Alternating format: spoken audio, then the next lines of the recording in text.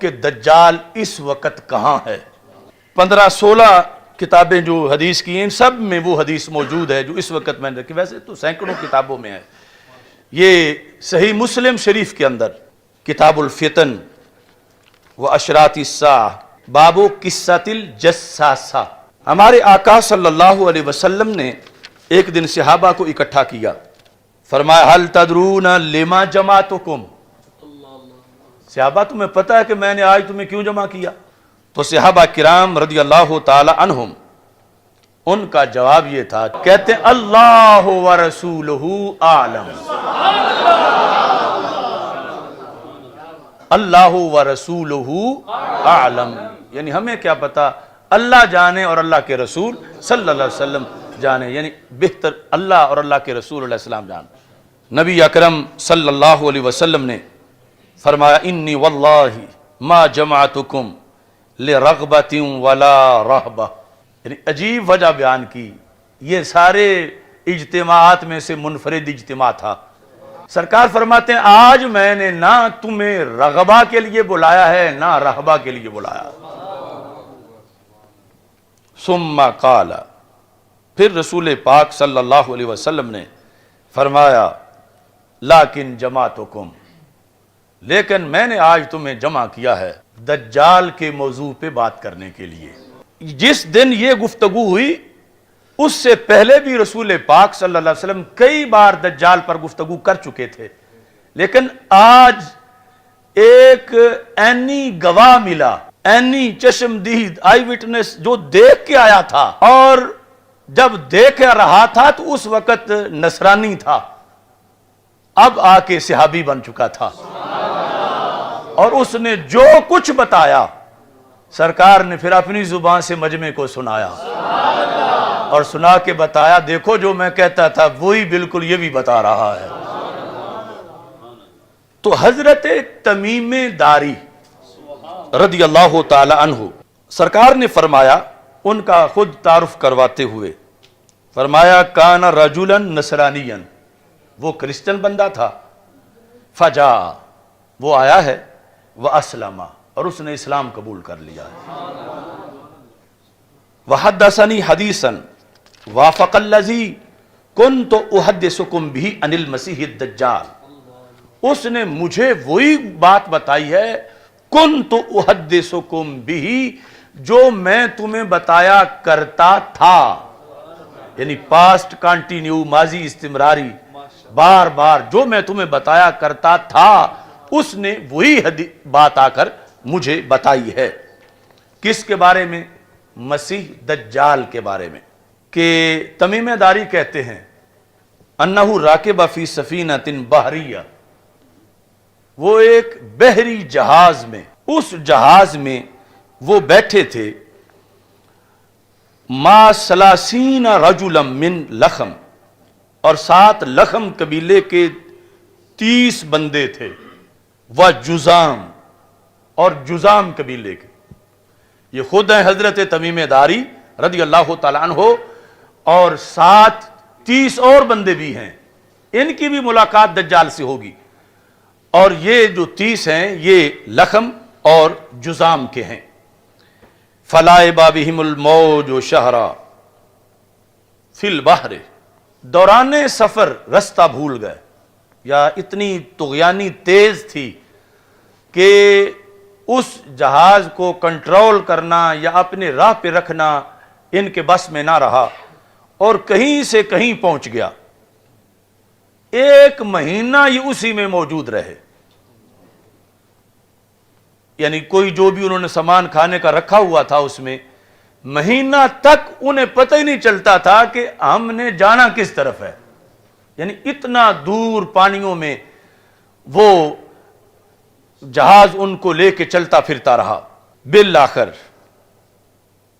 مہینے کے بعد ایک جزیرے کے پاس ان کا جہاز پہنچا، یعنی جہاں سمندر کے اندر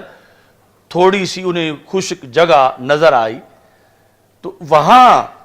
جس وقت یہ پہنچے، فَأَرْفَوْا إِلَى جَزِيرَةٍ حِينَ تَغْرُبُ الشَّمْسِ، سورج غروب ہونے کا وقت تھا، اور یہ مہینہ اپنے وطن سے دور اس جزیرے کے پاس یہ پہنچے، اور یہ گفتگو سرکار صحابہ کے سامنے فرما رہے ہیں. یعنی ہمارے لیے اس لیے اس کا ایک حرف قطعی ہے کہ رسول پاک صلی اللہ علیہ وسلم نے اس کو خود بیان کیا، ہم نے تو سرکار کے لفظوں کو دیکھنا ہے. فَجَلَسُوا فِي أَقْرُبِ السَّفِينَةِ، یہ اقرب اور اقرب دو طرح پڑھا جا سکتا ہے. تو اس طرح آج بھی ہے کہ بڑے جہازوں میں پھر چھوٹی چھوٹی کشتیاں بھی رکھی جاتی ہیں کہ کہیں حادثہ ہو تو ان کو استعمال کر لیا جائے. تو جزیرے کے قریب جا کر، یعنی آگے جب جہاز کا مزید قریب ہونا، پانی گہرا نہ ہونے کی وجہ سے مشکل ہوا، تو چھوٹی کشتیوں میں بیٹھ کر یہ جزیرے میں داخل ہوئے. فَلَقِيَتْهُمْ دَابَّةٌ، جب یہ جزیرے میں داخل ہوئے تو سامنے ایک جانور کھڑا تھا، احلب، جس کے بال بڑے موٹے موٹے تھے. وہ کثیر الشعر تھا. لا یدرون ما قبلہ من دبرہ، یعنی اتنے زیادہ بال تھے کہ یہ پہچاننا مشکل تھا کہ اس کا اگلا پاسا کون سا ہے اور پچھلا کون سا ہے، منہ کدھر ہے، اس کی پشت کدھر ہے. یعنی اتنے اس جانور پر بال تھے، لیکن بولی انسانی بولتا تھا. اور اس کا باقاعدہ قرآن میں ہے، اس کو دابۃ الارض کہتے ہیں، اس کا قرآن میں ذکر ہے. تو یہ دابۃ الارض وہاں موجود تھا. صحابہ کرام رضی اللہ تعالی عنہم نے جب اس کو دیکھا کہ یہ عجیب چیز ہے، اس جیسا آگے کبھی جانور دیکھا نہیں، قالوا ویلک ما انت، انہوں نے کہا تو تباہ ہو جائے، تو ہے کیا؟ ما انت قالت انا الجساسہ، اس نے کہا میں جساسہ ہوں، میرا نام جساسہ ہے. جساسہ جاسوس، یعنی میں دجال کی خبر دینے والی ہوں، میں جساسہ ہوں. یہاں پھر یعنی دو طرح کی حدیثیں ہیں کہ دوسری حدیث میں ہے کہ جب صحابہ نکلے تو آگے ایک عورت کھڑی تھی جزیرے میں، اور اس میں ہے کہ یہ دابۃ الارض تھا. تو تطبیق جو ہے وہ یہ کی کہ یعنی وہ دجال کے دو ذرائع تھے، ایک وہ عورت وہ علیحدہ ہے اور یہ دابۃ الارض علیحدہ ہے. اب یہ کوئی قصہ کہانی نہیں، یہ زبان رسالت سے بیان ہونے والا ہے. تو رسول اکرم صلی اللہ علیہ وسلم ارشاد فرماتے ہیں، ان سے گفتگو میں کہا انطلقوا الی ھذا الرجل فی الدیر، کہ یہ جو جزیرہ ہے اس کے اندر ایک گرجا ہے، اس گرجے میں ایک انسان ہے اور وہ تمہارا انتظار کر رہا ہے. انطلقوا، تم اس کی طرف چلو، اس گرجے کے اندر ایک انسان ہے. اور ساتھ یہ کہا فَإِنَّهُ إِلَىٰ خَبْرِكُمْ بِالْأَشْوَاقِ، اسے بڑا شوق ہے کہ تو اس سے بات کرے. یہ پھر یعنی چونکہ اس کے ریلیشن تھے اس کے ساتھ، دابۃ الارض تھا، کہ اسے یعنی یہاں بڑی دیر ہو گئی ہے اور اسے کچھ خبریں چاہیے ایک علاقے کی، اور وہ مجھے کہتا رہتا ہے کہ کوئی بندے آئیں کہیں سے تو مجھے ملاؤ. اسے بڑا شوق ہے کہ وہ کوئی انسانوں سے ملاقات کرے. تو تم آ گئے ہو، تم اس کے پاس یہاں گرجے کے اندر داخل ہو جاؤ. صحابی حضرت تمیم داری کہتے ہیں رضی اللہ تعالیٰ عنہ، لما سمت لنا رجلا فرقنا منہا، جب اس نے یعنی ایک تو ویسی وہ ڈرونی سی چیز تھی اور بولی انسانی تھی، اور جب اس نے آگے یہ کہا کہ گرجے میں ایک بیٹھا ہوا ہے اور وہ تمہیں ملنا چاہتا ہے، تو ہمیں اس سے ڈر آیا. یہ جو خبر دینے والا جانور تھا، کہتے ہیں فرقنا منہا، ہم اس سے ڈر گئے، ان تکون شیطانہ، کہ کہیں یہ جن نہ ہو. شیطانہ کا اطلاق مؤنث جن پر،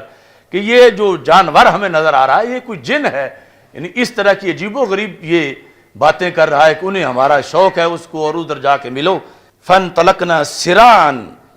تو ہم نے یعنی جلدی جلدی اسے چھوڑا کہ یہ پتہ نہیں کیا مصیبت ہے، ہم ادھر جاتے ہیں جہاں کوئی انسان ہے اندر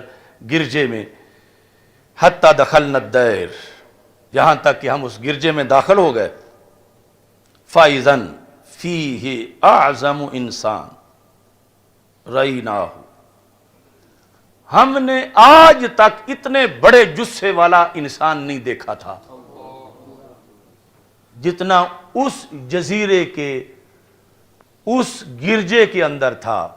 جس جزیرے میں ہم مہینہ سفر کرنے کے بعد پہنچے تھے اور ہمیں پتہ نہیں تھا کہ محل وقوع کیا ہے۔ اتنا بڑا اس کا جثہ تھا، اور پھر یہ ذہن میں رکھو کہ یہ سب کچھ سرکار صلی اللہ علیہ وسلم صحابہ کے سامنے بیان کر رہے ہیں۔ اس کا جسم مضبوط بھی بڑا تھا، اس حالت میں تھا یعنی آزاد نہیں تھا، وہاں پر جکڑا ہوا تھا۔ مجموعتن یادہ الی عنقہ، اس کے یہ جو ہاتھ ہیں گردن پر پیچھے باندھے ہوئے تھے۔ ما بین رکبتیہ الی کعبیہ بالحدید، اس کے گھٹنوں سے لے کر ٹخنوں تک ساری اس کی جو پنڈلیاں تھیں وہ بیڑیوں سے بھری ہوئی تھیں، یعنی صرف ایک بیڑی سے نہیں ڈالی گئی تھی، بہت طاقتور تھا، اور اس کو گھٹنوں سے لے کر ٹخنوں تک لوہے کی زنجیروں میں جکڑا ہوا تھا، اور اس کے ہاتھ جو ہیں وہ بھی گردن پر باندھے ہوئے تھے۔ فقال اخبرونی عن نخل بیسان، پھر ان سے گفتگو جب شروع ہوئی تو یہ پھر جا کے انہوں نے کہا تو کیا بڑا ہے، تو اپنا کوئی تعارف کروا۔ تو اس نے یہ کہا مجھے چھوڑو، مجھے کچھ سوالوں کے جواب دو۔ اس نے پھر 4 سوال کیے، حضرت تمیم داری رضی اللہ تعالیٰ عنہ نے وہ چاروں سوال رسول پاک صلی اللہ علیہ وسلم کے سامنے بیان کیے۔ اس طرح ذکر ہے، کہتے ہیں قلنا ویلک ما انت، ہم نے اسے کہا تو تباہ ہو جائے، تو کون ہے، یعنی جیسے پہلے وہ دابا کو کہا تھا۔ ویلک ما انت قال قد قدرتم علی خبری، اس نے کہا یہاں تو کوئی آ ہی نہیں سکتا، آ گئے ہو تو میری بات کا جواب دو، مجھ سے نہ پوچھو۔ قد قدرتم علی خبری یعنی مجھ سے مل لینا یہ کوئی آسان بات نہیں ہے۔ فاخبرونی ما انتم، تم بتاؤ تم کون ہو۔ دجال نے آگے سے ان سے سوال کر دیا،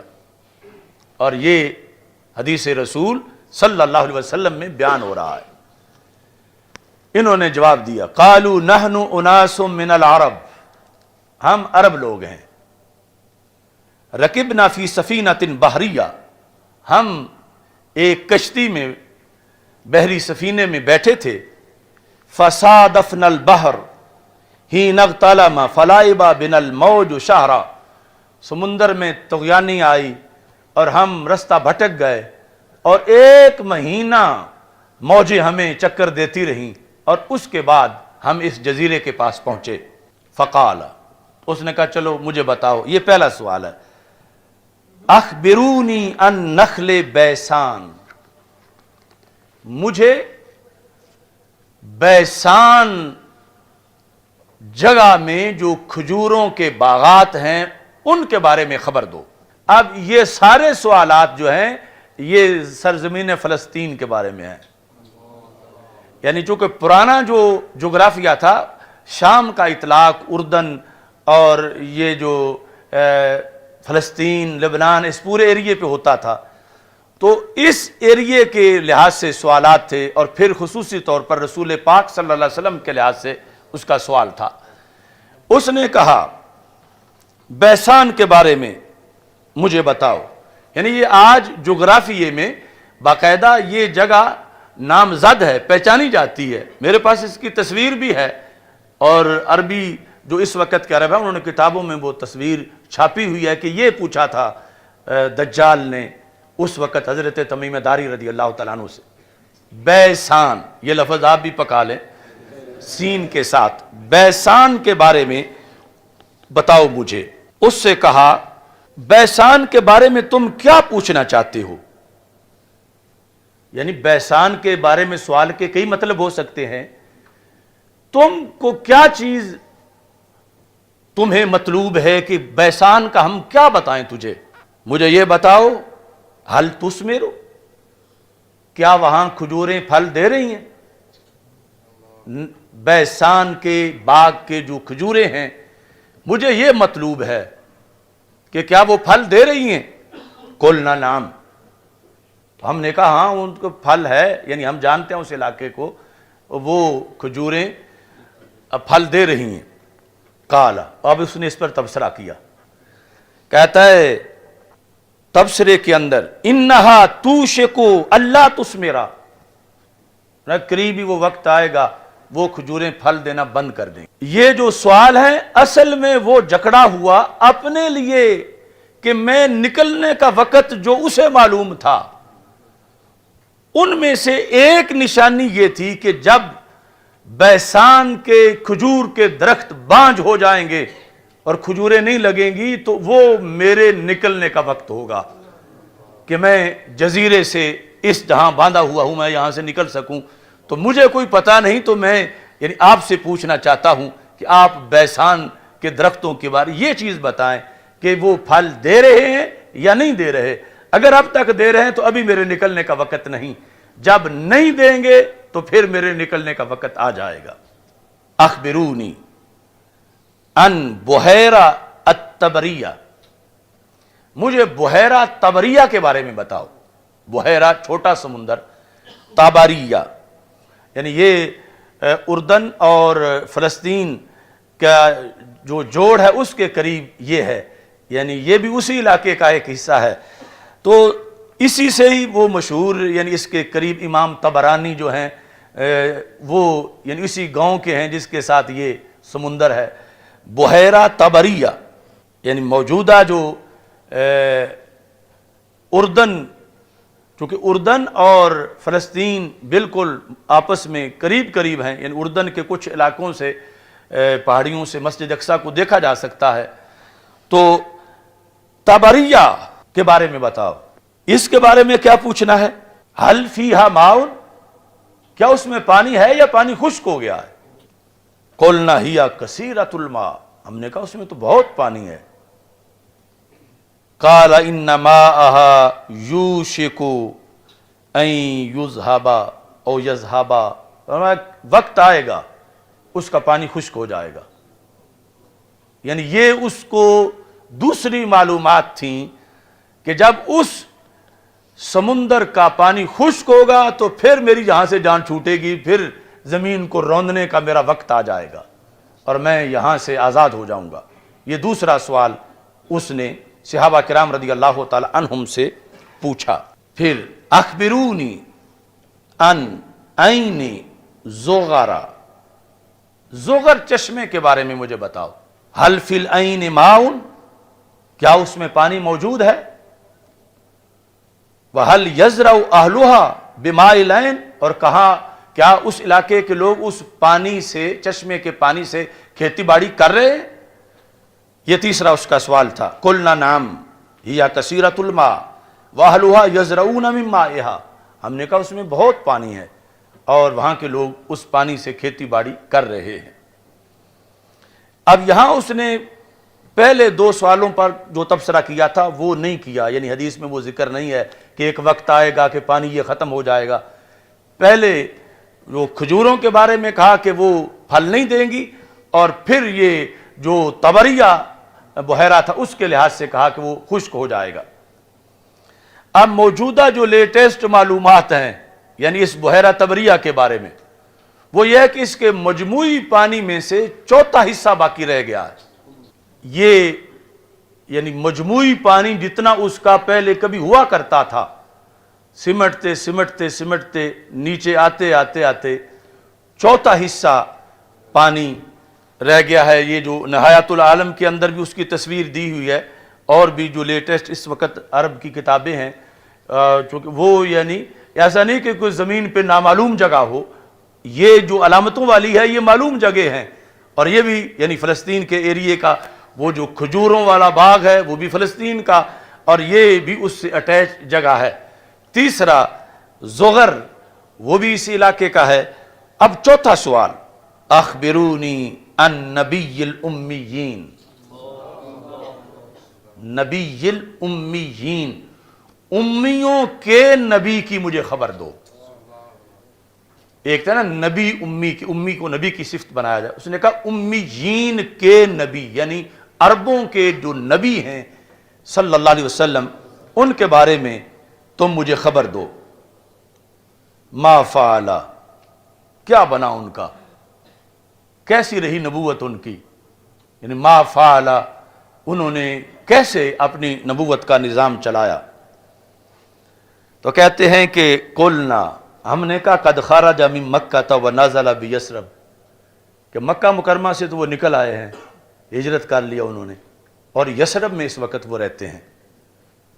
یعنی تمیم داری بھی چونکہ ایک جنرل معلومات تھی، کلمہ تو پڑھا نہیں تھا اس وقت جب دجال سے ملاقات کر رہے تھے، تو کہا کہ وہ مکہ مکرمہ سے ہجرت کر کے مدینہ منورہ آ چکے ہیں یثرب میں۔ اس نے سوال کیا، یہ پھر رسول پاک صلی اللہ علیہ وسلم کے بارے میں جو چوتھا سوال تھا، اسی کے اندر پھر یہ سوال ہے، اقاتلہ العرب، کیا عربوں نے ان سے لڑائی لڑی، عربوں نے ان سے جنگ کی، ان کا رستہ روکا؟ قلنا نعم، ہم نے کہا ہاں عربوں نے ان سے لڑائیاں لڑیں۔ اس نے پھر آگے سوال کیا کیف صنع بہم، تو پھر یہ جو حضرت محمد صلی اللہ علیہ وسلم ہیں، انہوں نے ان عربوں کے ساتھ کیا سلوک کیا جب انہوں نے ان کا رستہ روکا، ان سے جنگیں کی، تو انہوں نے ان کا کیا کس طرح سلوک کیا ان کے ساتھ؟ فَأَخْبَرْنَاهُ أَنَّهُ قَدْ ظَهَرَ، ہم نے کہا عربوں پر تو وہ غالب آ گئے۔ لفظ یہ تھے قد ظہر علی من یلیہ من العرب وَأَطَاعُوهُ، کہ جو بھی عرب کے ایریے ان کے قریب قریب تھے ان پہ وہ غالب آ گئے ہیں اور عربوں نے ان کی اطاعت کر لی ہے۔ اب یہ جملہ ہے جو کہ ایک تاریخی جملہ ہے، یعنی جس جملے کی توقع نہیں کی جا سکتی تھی دجال سے، مگر آمنہ کے لال صلی اللہ علیہ وسلم کی شان رب اس کی زبان سے بھی بیان کروا رہا۔ جس طرح وہ شیطان نے بھی آیت الکرسی کا درس دے دیا تھا، تو سرکار نے فرمایا ان الکذوب قد یصدق، بڑا جھوٹا بھی کبھی سچ بول جاتا ہے۔ دجال تھا مگر پھر بھی یہ جملہ بول گیا جب پتہ چلا کہ عربوں سے جنگیں ہوئی ہیں، عربوں پہ وہ غالب آ گئے ہیں، عربوں نے ان کی اطاعت کر لی ہے،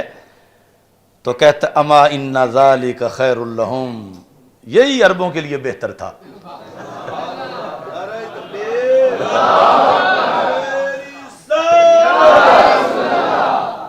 ان ذالک خیر لہم ان یطیعوہ، کہتا ہے ورنہ ان سب کا بھٹتا ہو جانا تھا اگر اطاعت نہ کرتے، تو یہ ان کے لیے بہتر تھا کہ انہوں نے اطاعت کر لی ہے۔ اور ویسے بھی یعنی جو ویسے کامیابی ہے آخرت کے لحاظ سے وہ بھی یحتمل انہ من باب الصرف صرفہ اللہ تعالی عن الطعن فیہ والتکبر علیہ کالمغلوب علیہ والماخوذ علیہ فلا یستطیع ان یتکلم بغیرہ تائیدا لنبیہ صلی اللہ علیہ وسلم۔ فرمایا یہ رب کا تصرف تھا کہ اتنا بڑا متکبر کہ جو کہ کہے گا میں اللہ ہوں، میں رب ہوں، رب نے اس کو بھی سرکار کے سامنے جھکا دیا کہ اس جزیرے کے اندر بھی جہاں بظاہر سرکار کا کوئی غلام نہیں ہے کہ وہ سرکار کی توہین نہ کر سکے اور سرکار پر تنقید نہ کر سکے، یہ رب نے اس کا دل پھیر دیا کہ اگرچہ وہ جو بھی تھا لیکن اس جگہ اس نے یہی کہا کہ عرب اچھے رہے ہیں جو انہوں نے رسول پاک صلی اللہ علیہ وسلم کی اطاعت کر لی ہے۔ اب اس نے کہا چلو میں اپنا بھی بتا دیتا ہوں، وَإِنِّي مُخْبِرَكُمْ أَنِّي، میں تمہیں اپنا بتاؤں میں کون ہوں؟ کہتا انی انا المسیح، یعنی اس نے کہا کہ میں ہوں مسیح، یعنی خود تو اپنے آپ کو دجال نہیں کہتا تھا، یعنی اس نے صرف مسیح کا لفظ بولا اپنے بارے میں، انی انا المسیح، یعنی مسیح دجال، میں وہ دجال ہوں، مسیح دجال۔ وَإِنِّي یوشک ان یؤذن لی فی الخروج، وقت تھوڑا ہی رہ گیا ہے مجھے نکلنے کی اجازت دی جائے گی۔ یعنی یہ وہ تھوڑا مطلب یہ ہے کہ صدیاں بیت گئیں اس کو اس جزیرے میں، اس گفتگو کے وقت تک بھی، جو کہ پہلے نبیوں کے زمانے میں بھی جو پیدا ہوا تھا اور اسی جزیرے میں تھا، اور اب اس کو اگر مثال کے طور پر حضرت آدم علیہ السلام کے بعد سے لے کر اس کو 70-80 صدیاں گزر گئی ہیں، تو اب تو اس کے لیے پھر تھوڑا ہی تھا پیچھے، کہ اب میرا پیچھے جو ہے وہ تھوڑا سا زمانہ رہ گیا ہے، یا پہلے سارے انبیاء کے زمانے کے لحاظ سے کہتا بس تھوڑا سا زمانہ رہ گیا میرا، تو میں اس میں اب باہر نکلوں گا۔ ان یؤذن لی فی الخروج، مجھے اذن دیا جائے گا، یعنی جو اللہ کے نزدیک طے ہے، یعنی اسے یہ پتہ ہے کہ یہ جو میرے سنگڑ مجھے مارے ہوئے ہیں یہ اللہ کے حکم سے کھلنے ہیں، اور پھر جو ہے وہ میں نے زمین میں دوڑنا ہے۔ فاخرج فاسیر فی الارض، میں زمین میں سیر کروں گا۔ فلا ادعو قریۃ الا حبتھا فی 40 لیلۃ، 40 راتوں میں پوری زمین کور کر جاؤں گا۔ کوئی ایک بستی بھی ایسی نہیں ہے غیر مکہ و طیبہ، مکہ مکرمہ اور مدینہ منورہ کے سوا، یعنی یہ اس کو بھی معلومات پوری تھیں اس وقت بھی کہ جو اس کے ساتھ ہونا ہے جب اس نے آنا ہے، جو سرکار دو عالم صلی اللہ علیہ وسلم پہلے صحابہ کو بتا چکے تھے۔ کہتا ہے کہ میں فلا ادعو قریۃ، میں کوئی بستی نہیں چھوڑوں گا، نکرہ تحت النفی، ہر بستی میں جاؤں گا، ہر بستی جاؤں گا سوائے مکہ مکرمہ کے اور مدینہ منورہ کے۔ وہ کیسے ہیں؟ کہتا ہما محرماتان علیہ، وہ دونوں مجھ پہ حرام ہیں، ان کا میں بھی احترام کروں گا، ادھر میں نہیں اندر داخل ہو جاؤں گا، میں باہر رہوں گا۔ کہتا کلما اردت ان ادخل واحدا، حرمین میں سے جس حرم میں بھی میں داخل ہونے کا ارادہ کروں گا، ویسے جائے گا تو ضرور، اس کا ذکر بھی سرکار دو عالم صلی اللہ علیہ وسلم نے فرمایا کہ وہ احد کے پیچھے ایک پہاڑ ہے جہاں آ کر وہ ڈیرا لگائے گا، اور اتفاق سے اس کے لیے ایک محل بھی وہاں بنا دیا گیا ہے اس کی آمد سے پہلے۔ تو وہاں جا کر کہتا ہے کہ جب بھی میں پھر ارادہ کروں گا دن رات میں 24 گھنٹوں میں کہ میں اندر داخل ہو جاؤں، تو پھر کلما اردت ان ادخل واحدا منہما استقبلنی ملک بیدہ السیف سلطا، تو آگے فرشتہ کھڑا ہوگا اور اس کے ہاتھ میں تلوار وہ ہوگی جو نیام سے باہر ہوگی، تو اس واسطے میں پیچھے ہٹ جاؤں گا، کیونکہ اگر آگے گیا تو فرشتہ تلوار مار کے میرا خاتمہ کر دے گا۔ تو یہ سیکورٹی ہے مدینہ منورہ کی اور مکہ مکرمہ، یعنی کہاں یہ نظام اور کہاں آج کے لولے لنگڑے سائنسدان اور ان کے ماننے والے، کون سی ٹیکنالوجی فضاؤں پہ پہرا دے سکتی ہے کہ دجال مانتا ہے کہ مدینہ مدینہ ہے، مکہ مکہ ہے، یعنی یہ نہیں کہ کوئی چوکیاں نیچے بنا کے فورس کھڑی ہوگی اندر نہیں داخل ہونا، پاسپورٹ چیک کراؤ۔ دجال جیسا جو اتنا بڑا شیطان، اتنا بڑا مکار اور خود اپنے آپ دجال، اس کے پاس کوئی ایسی چال نہیں کہ اندر داخل ہو سکے۔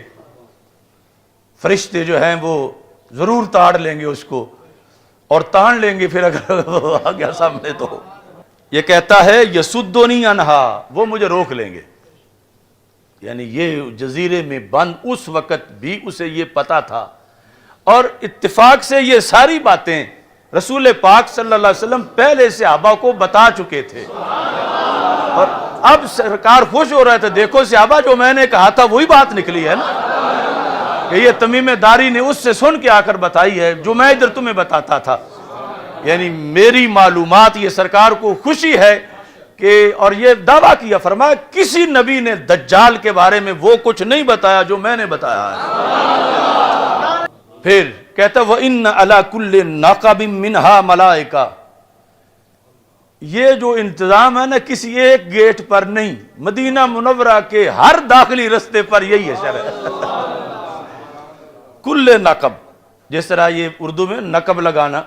تو یعنی داخلے کے لیے جو بھی کوئی گیٹ ہے اس پر یہ صورتحال ہے۔ ملائکہ یحرسونہا، جو گارڈ ہیں وہاں پر حفاظت کر رہے ہیں، وہ مجھے آگے نہیں جانے دیں گے۔ جب رسول پاک صلی اللہ علیہ وسلم نے یہ حدیث بیان کی تو سرکار بیٹھے ہوئے تھے منبر پر، تو صحابہ جو ہیں وہ لفظوں کی ویڈیو بناتے تھے۔ تو صحابہ کہتے ہیں کہ جس وقت رسول پاک صلی اللہ علیہ وسلم اس جگہ اس بیان تک پہنچے، قال رسول اللہ صلی اللہ علیہ وسلم، اور آگے جملہ حالیہ ہے، کہا نبی اکرم صلی اللہ علیہ وسلم نے، اور حال یہ ہے کہ سرکار کیا کر رہے تھے، وَتَانَ بِمِخْصَرَتِهِ فِي الْمِنْبَرِ، سرکار نے اس حال میں کہ اپنا عصا منبر پہ مارا اور فرمایا کوئی عام بات نہیں، طیبہ طیبہ ہے۔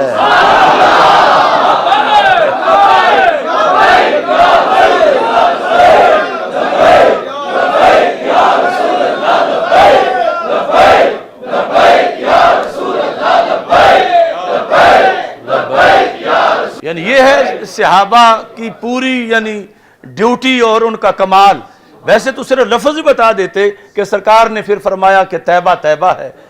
لیکن کہتے ہیں کہ سرکار نے اپنا عصا منبر پہ مار کے فرمایا ہاذہ طیبہ ہاذہ طیبہ ہاذہ طیبہ، یعنی 3 بار رسول پاک صلی اللہ علیہ وسلم نے فرمایا یہ میرا دار الہجرت، یہ طیبہ ہے، دجال کیسے داخل ہو سکے۔ یعنی یہ رسول پاک صلی اللہ علیہ وسلم نے منبر پہ اپنا عصا مار کے، مخصرہ یہ عصا ہے منبر پہ، یعنی اس سے بھی پتہ چلا کہ عصا ہاتھ میں ہونا اور پھر تقریر میں مار بھی لینا اس کو منبر پہ، یا پھر مکہ ہی مار لینا اس طرح، یعنی یہ اسی کا بعض نے یعنی مکہ کے ساتھ بھی ترجمہ کیا، لیکن جو زیادہ شارحین ہیں انہوں نے عصا کے ساتھ کیا کہ رسول پاک صلی اللہ علیہ وسلم نے منبر کی جانب میں اس طرح مارا، اور مار کے سرکار نے فرمایا ہاذہ طیبہ ہاذہ طیبہ ہاذہ طیبہ، یعنی تاکید کے لیے 3 بار رسول پاک صلی اللہ علیہ وسلم نے یہ ارشاد فرمایا۔ اب جس وقت یہاں پہنچے فقالا، تو رسول پاک صلی اللہ علیہ وسلم نے فرمایا الا هل كنت حدثتكم، بتاؤ یہی میں بیان کرتا تھا نا تمہارے سامنے، الا هل كنت حدثتكم، كنت حدثت ماضی استمراری، یہی میں کہا کرتا تھا نا تمہیں، یہی میں حدیث بیان کرتا تھا۔ فقال الناس نعم، تو سب نے کہا ہاں بالکل یا رسول اللہ صلی اللہ علیہ وسلم۔ تو رسول اکرم صلی اللہ علیہ وسلم نے فرمایا انہو فی بحر الشام او بحر الیمن لا بل من قبل المشرق، فرمایا وہ جزیرہ وہ بحر شام میں ہے، یعنی بڑا عجیب انداز ہے، یعنی بیان کرتے کرتے سرکار پھر حکمت کے تحت مبہم کر گئے۔ کس طرح؟ فرمایا وہ بحر شام میں ہے یا بحر یمن میں ہے، یہاں پہنچ کر رسول اکرم فرماتے ہیں نہیں بلکہ وہ مشرق کی طرف ہے۔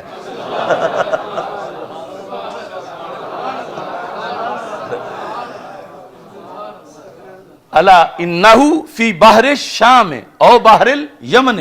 لا بل من قبل المشرق، تو یعنی جو حکمت تھی کہ اس کو کچھ پردے میں بھی رکھنا ہے کہ جہاں وہ باندھا ہوا ہے، اللہ کی حکمت ہے کہ وہ چھپی ہوئی جگہ ہے۔ تو اس لحاظ سے یعنی اگرچہ آج دنیا بڑی ایڈوانس ہو چکی ہے تو ایسے جزیرے ابھی تک ہیں کہ یعنی جہاں انسانوں کی ان حالات میں بھی رسائی نہیں ہے، اگرچہ بحری جہاز اور کیا کچھ بن چکا ہے، اور اسی لیے یعنی کچھ ایسی چیزیں ہیں ریکارڈ پر کہ کچھ جہاز اڑے اور پھر ملے نہیں واپس، گرے کہاں تھے کہاں پہنچے کہاں، یعنی کچھ بحری جہاز اور کچھ ہوائی جہاز، یعنی اس لیٹسٹ دنیا کے اندر بھی آج بھی یعنی ایسا کوئی ماحول معاملہ ہے کہ جہاں وہ گم ہیں، اور وہ بحر ہے کہ جس کے اندر وہ جزیرہ ہے جس کے اندر دجال جو ہے وہ باندھا ہوا ہے اور اس نے نکلنا ہے۔ یہ سب کچھ رسول پاک صلی اللہ علیہ وسلم کی ایک حدیث کے اندر موجود ہے۔